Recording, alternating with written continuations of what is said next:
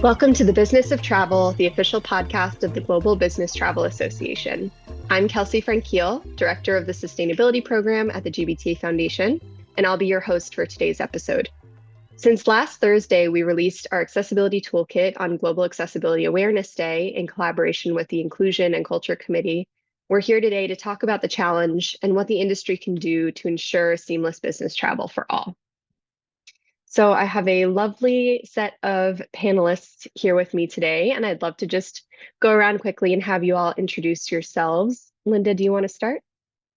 Certainly. Well, first of all, thank you very much for having me. My name is Linda Biko, CEO and founder of About Partners, which is a representation company focusing on hotels and apartments. So that's my day job. And then I'm also the chair for GBTA Inclusion and Culture Committee. Thanks, Linda. And we have Sharon as well. Sharon, you want to introduce yourself? Yeah, sure. Thanks. Hi, everybody. I'm Sharon Doyle, and I'm the Chief Product and Technology Officer at Deem. For those that may not know Deem, it's an online booking tool, what we call an OBT in the industry for corporate travel booking. We're owned by Travelport, but we're GDS agnostic. And in fact, the majority of my customers use Sabre. I have particular interest in accessibility in terms of digital design and what that actually means in how we build products. Awesome. Thanks, Sharon. And actually, on the planet side of the conversation, Travelport is one of our sustainability partners at the GBTA Foundation. So thanks so much for being here.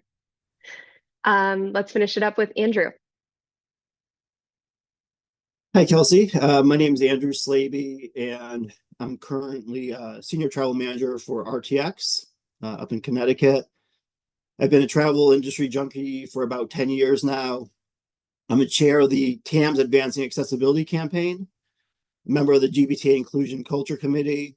I'm a former elected city council member from Torrington, Connecticut. I was a UConn student body president at the Torrington campus and a former high school chess club president at Torrington High School. Awesome. Love to hear that, Andrew. Thank you. I wish we had all done our fun facts, right?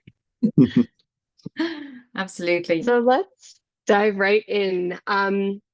What I want to start by doing is just understanding you all kind of represent different segments of the travel industry, right? Which is great. And I want to talk about what challenge accessibility poses in your specific segment of the travel industry. So starting with kind of the travel management side, Andrew, what challenge does accessibility pose for you? Well, first, I think as a travel manager, we can breathe a sigh of relief because we have really very limited skin in the actual accommodation process. I think the reason the topic has been so quiet, why GBTA never really even had a platform on accessibility until the past year, is because by design, we're not really a big part of the accommodation exemption process. HR owns it, and we work with the travel agents, and we just want to make sure that the HR department is working with the travel agency on that exemption process. Because the information is really riddled with HIPAA, data privacy. We want really nothing to do with it. And at most, the travel manager should really just assure HR and the agency are communicating through exemption process. And then suggesting or implementing, if you have the power to, policy. If you can, provide ways that they can accommodate folks with various disabilities. And, I think through the conversation we have here, we'll talk a lot about ways that you could probably improve policy. And the second thing is, as a travel manager, we're unfortunately, our challenge is that we're in a sandbox. We're forced to offer travelers really the service and the tools that the industry provides us. So, 15, 20% of the population have some form of a disability, but yet we don't offer simple search features on our booking tool that would help accommodate them. And our airlines really struggle with handling wheelchairs, mobility devices. They break over 10,000 a year in the US alone. Our car rental companies don't even offer seatbelts for service dogs. So, the sandbox needs to be fixed. And that's going to take collaboration. It's going to take focus, hard work across the industry. And I think as a travel manager, it's important for us to use our voice to advocate for accessibility. Awesome. Thank you, Andrew. So yeah, let's talk about that sandbox. Linda, what are you seeing on the hotel side? I think when I started this accessibility journey, it's been quite disappointing and quite shocking because I've had a number of conversations with people with disabilities, and I think especially in the hotel space, there's so much work that still needs to be done. You have some properties that are doing a little bit better than others, but conversations that I've had is based on hotels when we say we have accessible rooms. And they're not truly accessible rooms, for example. Like just because you've got a bigger bathroom does not mean that you have an accessible room. And even things like doorways, getting into lifts, there's just so much that I think that we as hoteliers need to really focus on. And the only way we can do that is by having more meaningful conversations. I had a conversation with one travel manager, Atkins, and he's done 20 questions as part of his RFP process that hotels need to complete. And not just complete, but also send visible pictures to make sure that, when you say you have these facilities, you do actually have them. Because if you think about the amount of people that are coming through our doors each day, and we don't have the right facilities for them, it's a passion of mine, because I really think that, and sometimes, it's even quite sad when you talk to wheelchair users, whether it's visible or non-visible accessibilities, you have to put yourself in their shoes and try to understand that if you were coming into that particular hotel, how would you feel? So if you're a wheelchair user, for example, and there's a conference on the first floor and there's no lifts to get to the first floor, and we have to almost put in a process of asking the right questions, but doing something with the questions that we ask our guests as well. So there's a lot of work that needs to be done in that space. Thank you so much, Linda. And Sharon, what are you seeing on your side of the coin? Yeah, I think for me, the challenge probably comes on kind of two different areas, where I guess the first one being the main challenge, and that is really about digital accessibility on web and apps more so.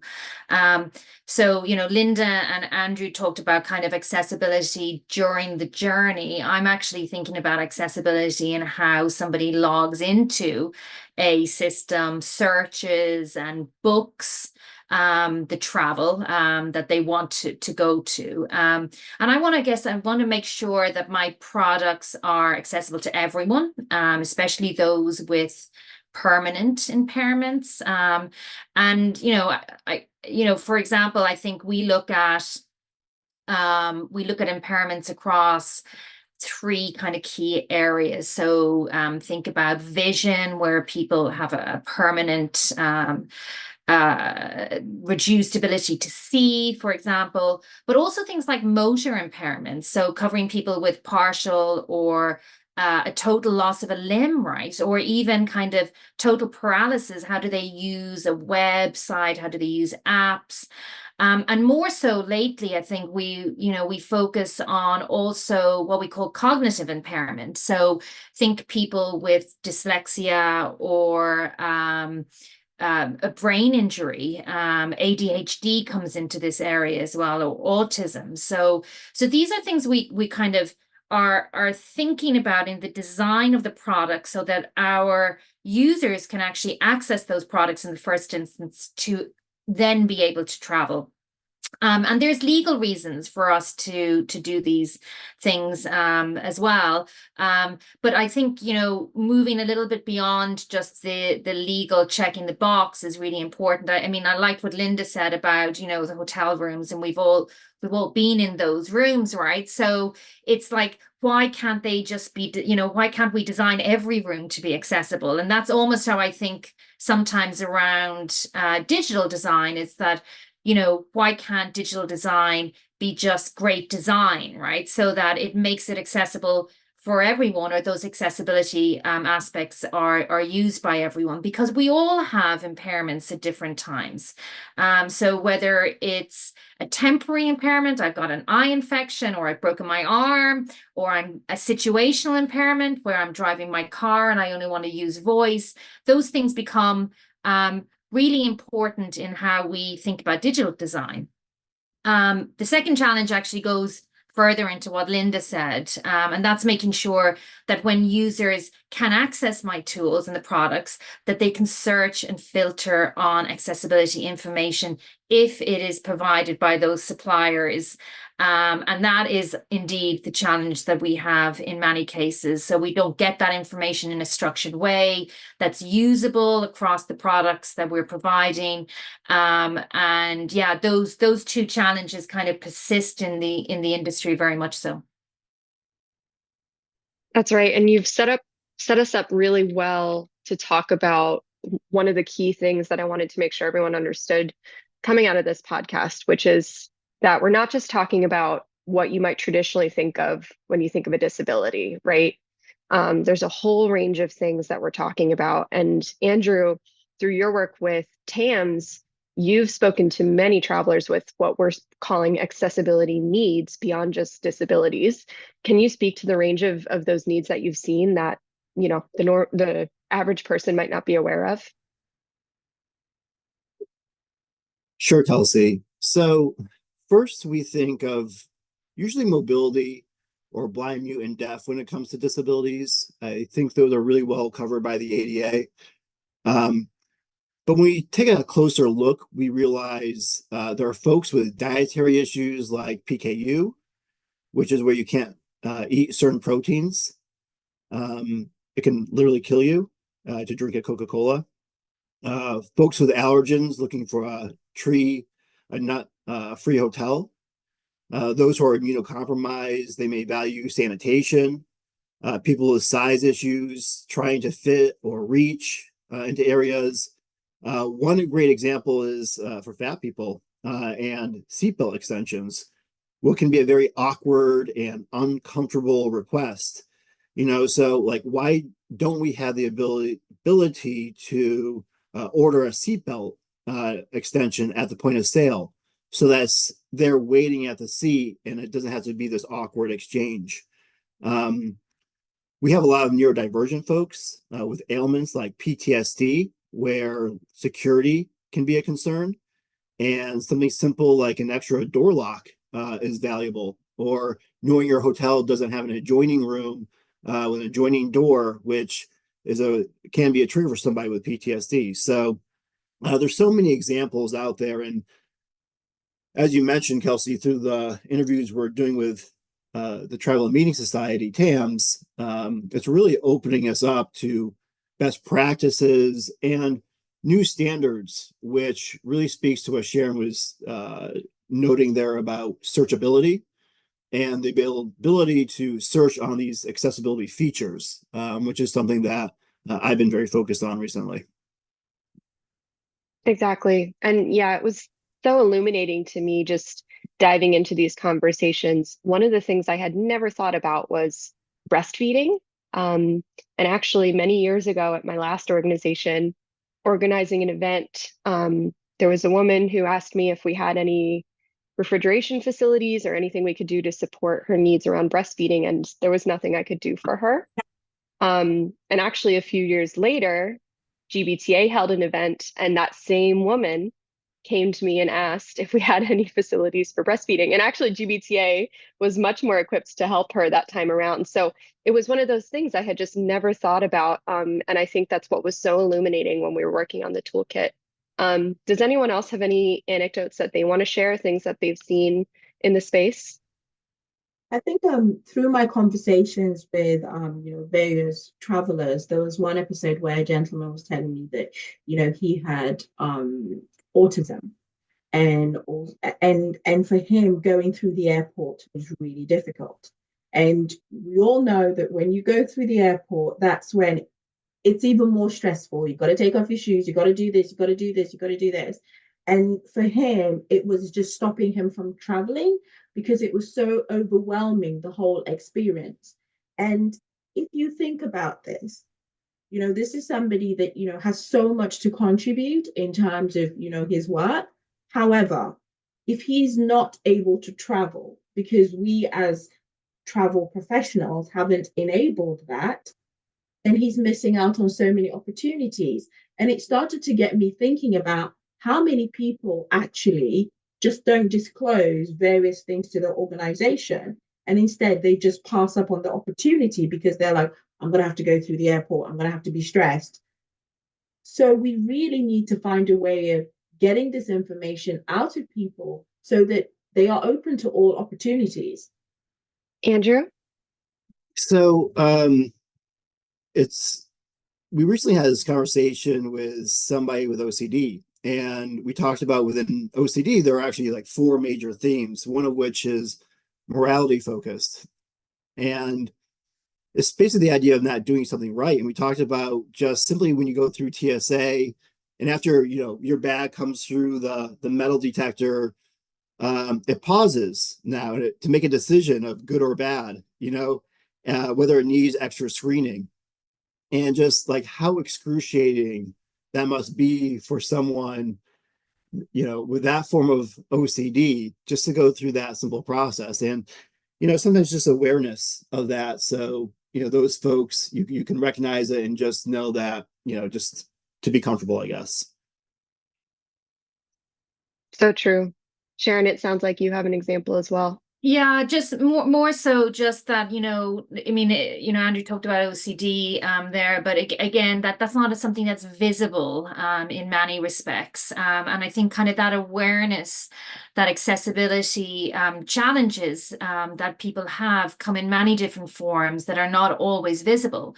And again, going back to that concept, Andrew mentioned the seatbelt, but why not actually have seatbelts that just like expand, and kind of design these things into our processes so it doesn't become the exception, it becomes the norm. And I feel like a lot of work could be done to create beautiful, wonderful designs that are accessible for everybody. And I think that that's something, just as a whole, we should be kind of thinking and pushing the people that we're involved with into thinking about into their structures and how they actually go about creating these things, processes, and rooms or seatbelts as the case may be.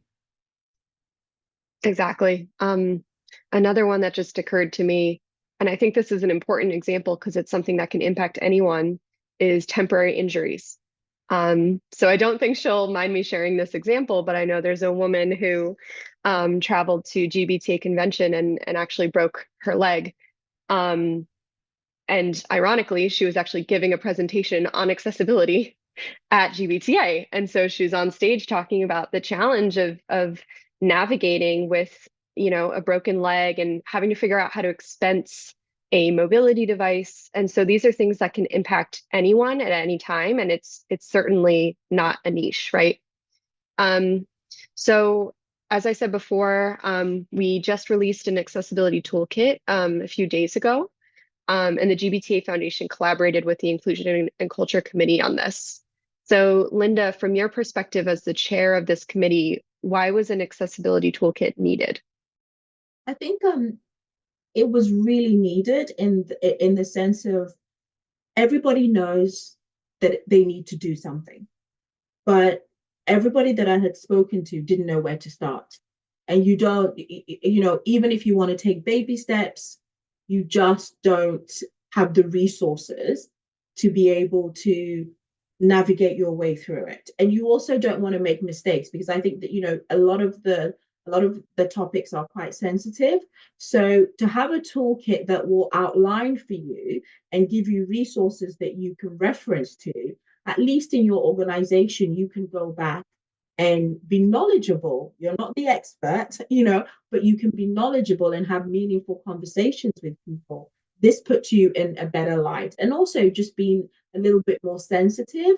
And I think even when you're talking to your suppliers as well, you can understand what other travel managers are doing or what other people are doing, so you can make sure that your supplies are aligned. So I think that, you know, it's a great resource for information sharing. It's a great resource to let people start the journey. But more importantly, it's about giving them the tools to have those meaningful conversations in their organization. Exactly. And one of the things we share a bit about in the toolkit is some of those trends and solutions that we're seeing on the supply side. And there's actually a few case studies.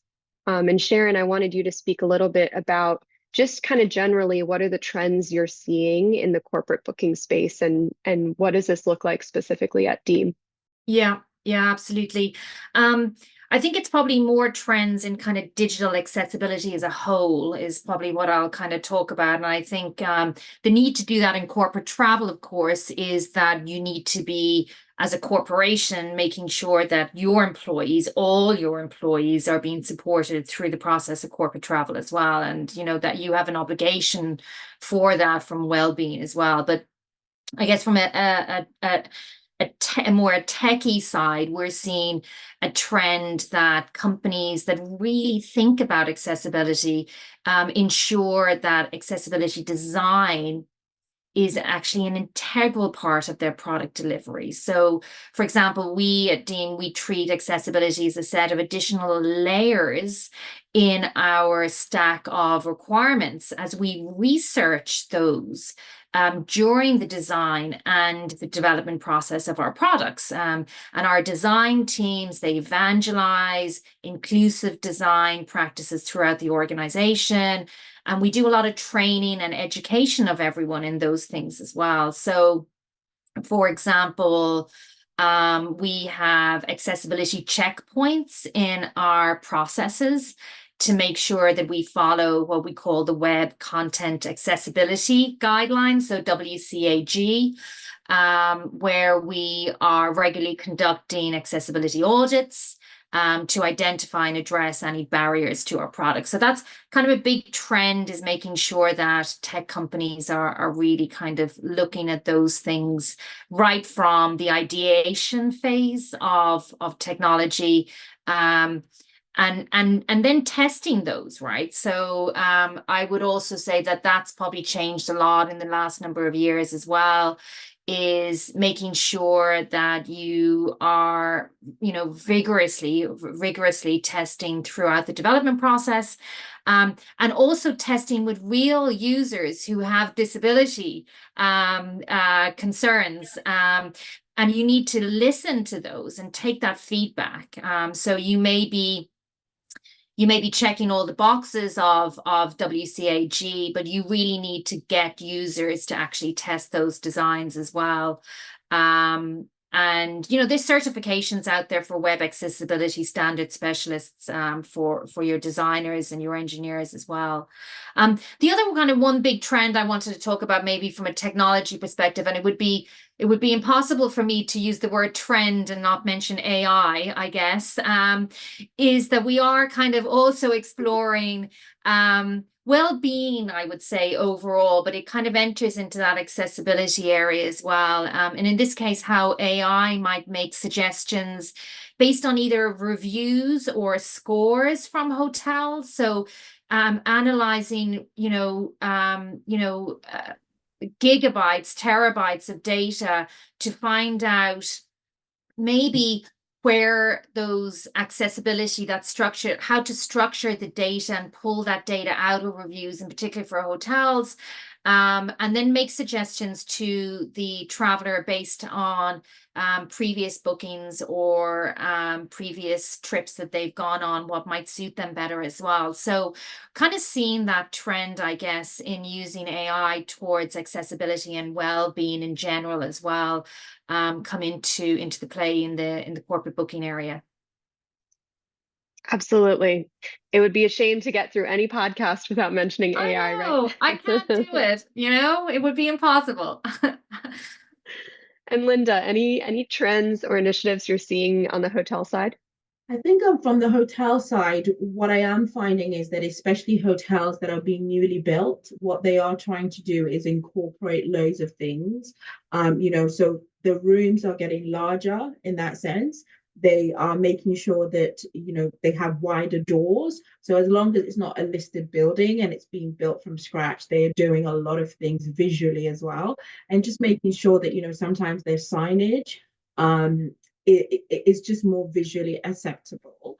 But I would say for me, it's also going on the technology integration, because if you look at, all the tools that we have out there at the moment when it comes to voice automation, I don't want to mention the name because then she'll start talking, but when we look at all the voice automation that we have, hotels are slowly starting to think about that. When they look at, the apps, how can we make apps a little bit easier in that sense?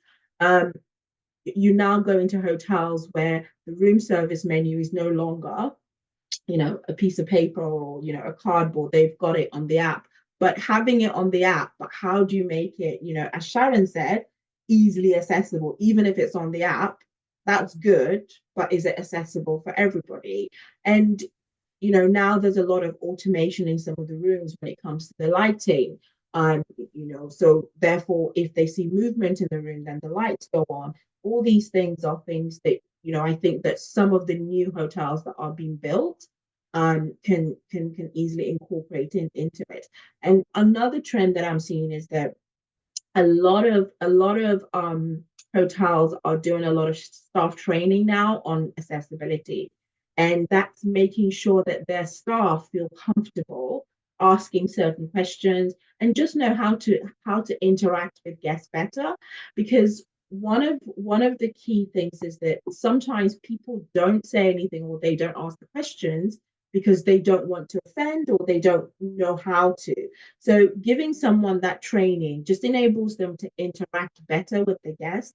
And I'm seeing a rise of that, not just in the hotel space, but also in the airline space as well, where they are teaching their staff, these are the questions that you can ask, and everybody feels comfortable.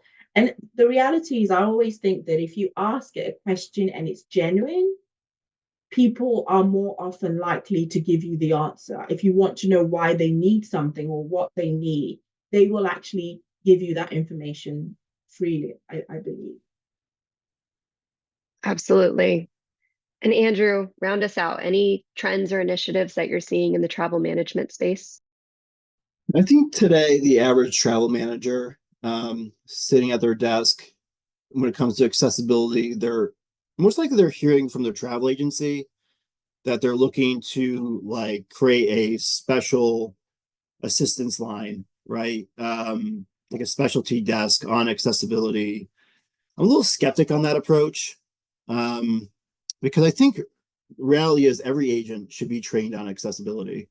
And I also think that, as the industry becomes more searchable for these features through the booking tools, that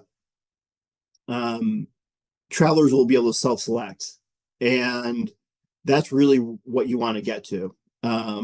So, I think the TMC should consider that strategy, how they approach it. I think all agents should be trained to some degree, for sure. Absolutely. Couldn't agree more. Just overall, why do you think accessibility should be a priority for business travel? Yeah, I mean, I'll jump in. So I think I've already mentioned that there's legal reasons to do this, right? So there's various, from a digital perspective, there's various court cases that have taken place globally around obligations against the American Disability Association requirements. So there's definitely legal reasons to it. And our customers ask us to do that, right? So, you know, whether you're a hotel owner, whether you're selling an OBT, whether you're a TMC supporting a corporation, our customers are asking us to meet these legal requirements. But for me, I think I go back to my statement that great design means that it's accessible and benefits everyone. And that's one of the reasons that we should be thinking and doing these things every day in our jobs and not thinking about these as exceptions. I mean, I really like what Andrew said there a minute ago, which is, you know, don't just train a certain group and have calls go to that group. Train everybody, you know, have everybody be able to respond to that customer when they call up in an emergency and they need somebody to talk to. So yeah, legal, but our customers require it. But you know, just make it part of our day-to-day. So there's a legal imperative. Why else should accessibility be a priority? I can go next. I think it needs to be a priority for all travel, not just business travel, along with meeting and events. And I think we need to talk about the economics. You know, the baby boomer generation is between the ages of 75 and 56 right now. Their life savings will either go towards end of life care or living life experiences. Travel needs to be more accessible, so they will invest in those life experiences, jumping on a cruise ship instead of a nursing home. Product differentiation. There's a huge opportunity for airlines, hotels, car rental companies to differentiate. And you don't expect all hotels to be great at servicing all disabilities. I foresee hotel brands specializing in servicing folks like with autism, you know, and ultimately it's like better service. Like, yeah, I would pay more for a weighted blanket, like not only for me, but somebody who suffers from insomnia, like those with bipolar disorder, you know? So there's just so many reasons why the industry should be focused on accessibility. The value that can be unleashed it's real. Perfect. And I'll probably go next. For me, I constantly think about the fact that it's the right thing to do, because at the end of the day, we want to make, whether it's our products or services, available to as many people as possible. And I always think of travel as it's about creating experiences, creating memories, you know, whether you're going to work or, you know, you're traveling for your own personal vacation. It's about, why should somebody be limited not to explore just because of a disability? So for me, it's just about the right thing to do and putting yourself in that person's shoes. Would you not want to experience something just because? That's not right. Absolutely.